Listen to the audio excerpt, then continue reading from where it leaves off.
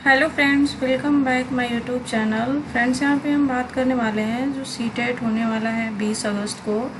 Friends, आज ही notification आया है कि जो वो पेपर होता है जो ऑनलाइन हुआ था वो अब ऑफलाइन होगा। अब जैसे कि हम पहले एग्ज़ाम देते थे ओएमआर पे, वैसे होगा।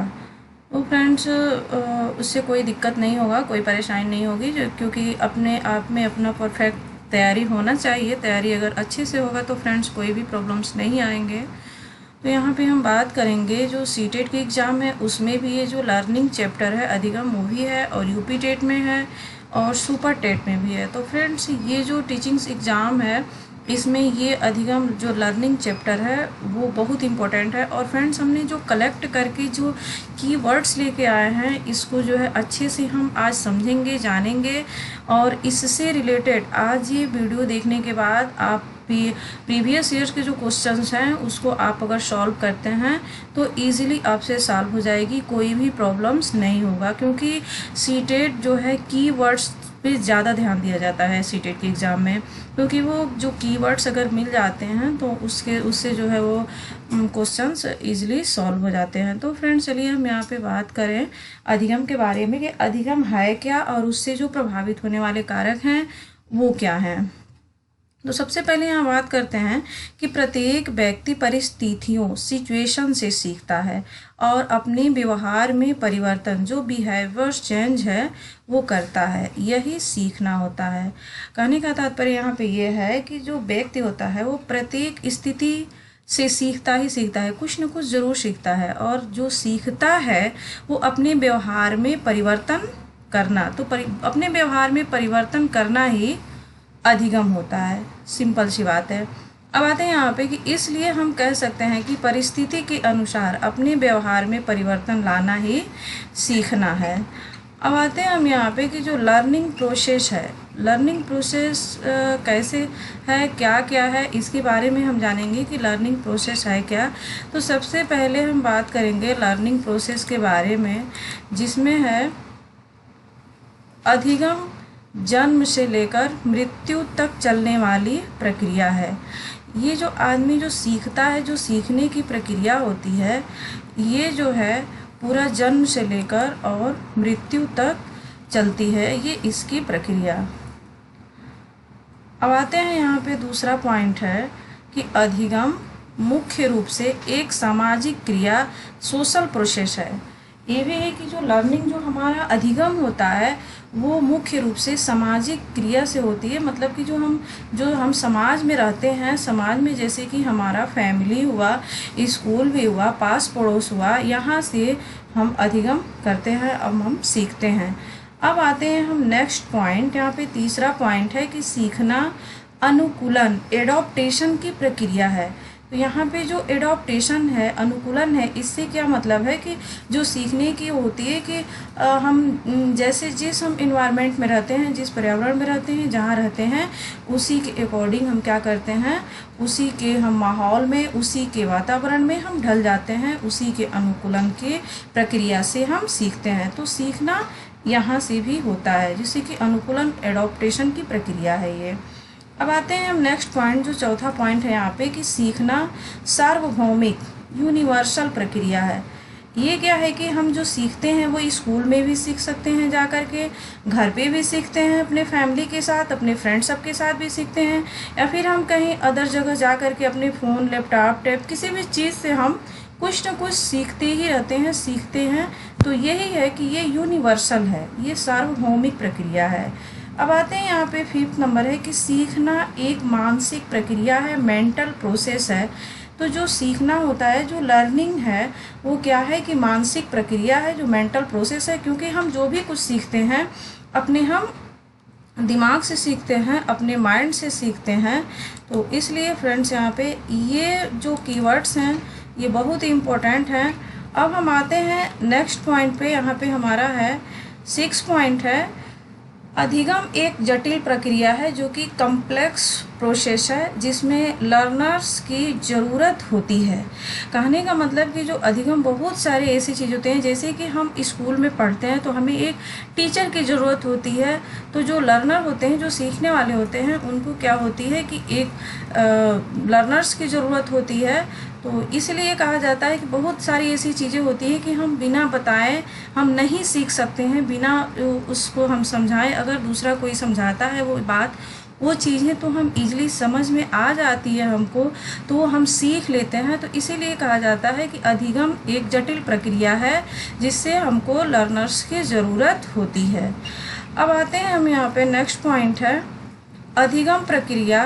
लर्निंग प्रोसेस में जो अधिगम प्रक्रिया है, जो लर्निंग प्रोसेस है, इसमें एरर्स और मिस्टेक्स और यहाँ पे जो होना ये प्रासंगिक है। जो अधिगम प्रक्रिया में जो लर्निंग प्रोसेस होती है और यहाँ पे जो एरर्स होती है, जो मिस्टेक्स होती हैं, बिना हम गलती किए नहीं सीखते हैं। और यहाँ पे जो मिसकंसेप्शन है, जो भ्रांतियाँ होती हैं, वो भ्रांतियाँ होना क्या है, प्रासंगिक है। तो इसलिए जो अधिगम जब आदमी लर्निंग करता है तो बिना गलती किए, बिना एरर किए, बिना मिस्टेक किए, बिना हम नहीं सीख पाते हैं। तो इसलिए ये कोई बहुत बड़ी बात नहीं होती है अधिगम में।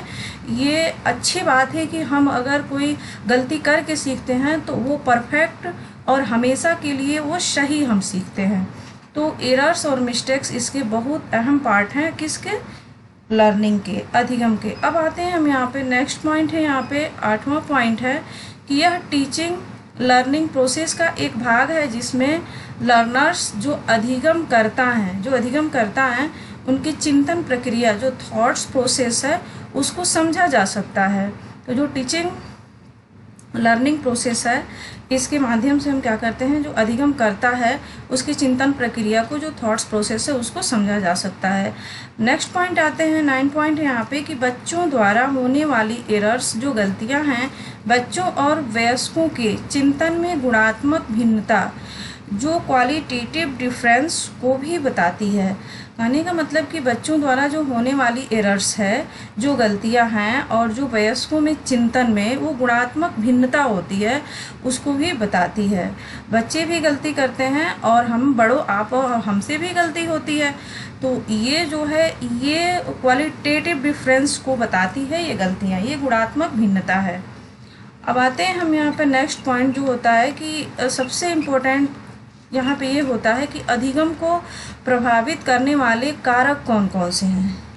तो सबसे पहले है कि यहाँ पे अधिगम को प्रभावित करने वाले जो कारक हैं, वो यहाँ पे अधिगम को प्रभावित करने वाले कारक ये कीवर्ड्स हैं जो कि ये पूछे जाते हैं।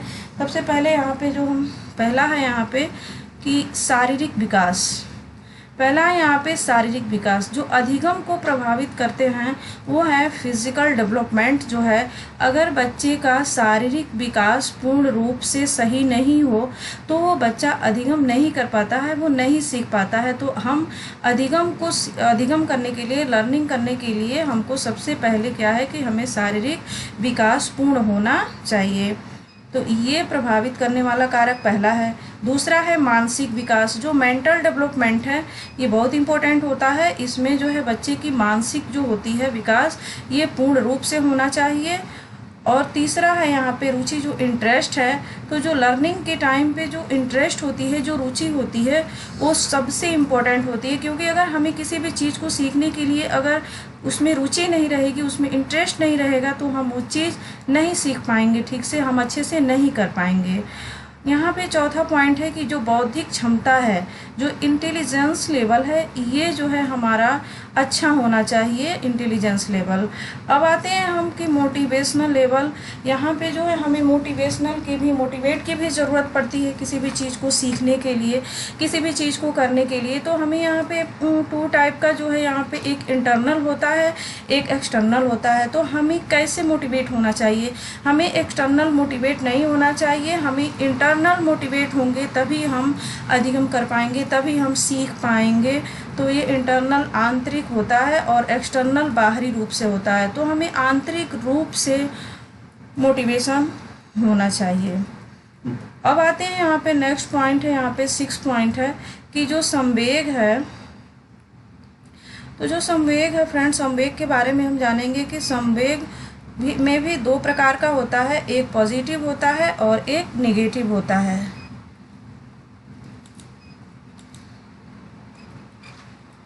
तो यहाँ पे जो इमोशन है, संवेग, इसके बारे में हम बात करेंगे। तो सबसे पहले यहाँ पे जो पॉजिटिव है और यहाँ पे निगेटिव है। तो यहाँ पे जो संवेग है वो पॉजिटिव इमोशंस, निगेटिव इमोशंस है, जिसमें हम सबसे पहले पॉजिटिव इमोशंस के बारे में बात कर लेते हैं। जो आशा होती है, हमें जो होप होता है, वो चीज़ें हमें पॉजिटिव इमोशंस के अंतर्गत आता है। और जो हर्ष, जो जॉय होता है, वो भी आता है।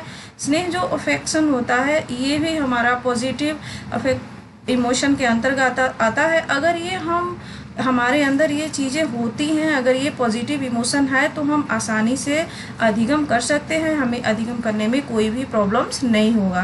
बात है ये निगेटिव इमोशंस, ये हमको कभी भी जो है ये हमें अधिगम नहीं करने देते हैं, कुछ भी हमें नहीं सीखने देते हैं। जैसे फियर, हमें डर, जो एंजाइटी होती है, जो चिंता होती है, ये भी हमें नहीं सीखने देती है। जो बोरियत होती है महसूस, वो भी हमें नहीं सीखने देती है। तो ये जो संवेग होता है इमोशनल, इसलिए टू टाइप का होता है कि एक पॉजिटिव इमोशन है, दूसरा निगेटिव इमोशन है। तो जिसमें पॉजिटिव इमोशन में आशा, हर्ष, स्नेह होता है, और निगेटिव इमोशन में डर, चिंता और बोरियत। तो निगेटिव इमोशंस कभी भी हमें अधिगम नहीं करने देता है, ये बात को ध्यान रहना चाहिए फ्रेंड्स।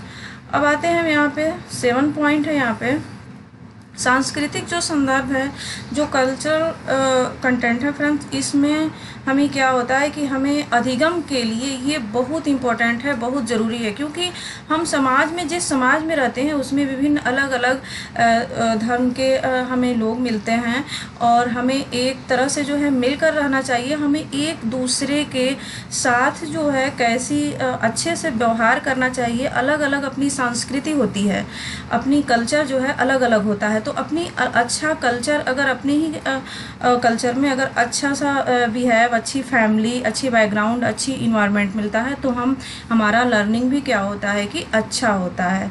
अब आते हैं हम यहाँ पे कुछ होता है कि जैसे कि टीचर से जो रिलेटेड होता है, तो टीचर से रिलेटेड भी अधिगम प्रभावित होता है। तो टीचर से रिलेटेड ये है कि विषय का ज्ञान, जो सब्जेक्ट नॉलेज है ना, विषय का ज्ञान टीचर के अंदर बहुत ज़रूरी होता है। क्योंकि अगर सब्जेक्ट का पूरा नॉलेज नहीं होगा टीचर को, तो वो अच्छे से नॉलेज बच्चों को नहीं दे पाएंगे टीचर।